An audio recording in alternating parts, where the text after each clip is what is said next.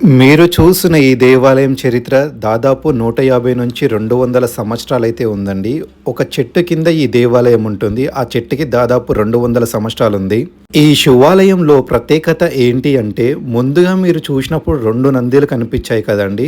కొన్ని వేల టెంపుల్స్‌లో ఏదో ఒక టెంపుల్ మాత్రమే 2 నందులుంటాయి. ఇంత పురాణమైన చరిత్ర కలిగిన దేవాలయాలు మనకి ఎక్కడనో ఒక దగ్గర దర్శిస్తాయి. మీరు ఎప్పుడైనా నవాబ్‌పేట్‌కి వెళ్ళినప్పుడు కేశవపల్లి రోడ్ చిట్గిడ్డ విలేజ్‌లో అండి ఈ దేవాలయం ఉంది. మీరు ఒక్కసారి మనకి హైదరాబాద్ నుంచి అయితే 75 కిలోమీటర్లు ఉంది ఈ దేవాలయానికి. ఈ దేవాలయానికి నేను వెళ్ళినప్పుడైతే తాళం ఉండే అండి. తాళం తీపిచ్చి మరి దర్శనం చేసుకుండే ఈ దేవాలయంలో. చూస్తున్నారు కదా విగ్రహమూర్తులు ఎంత బాగున్నాయి అంటే.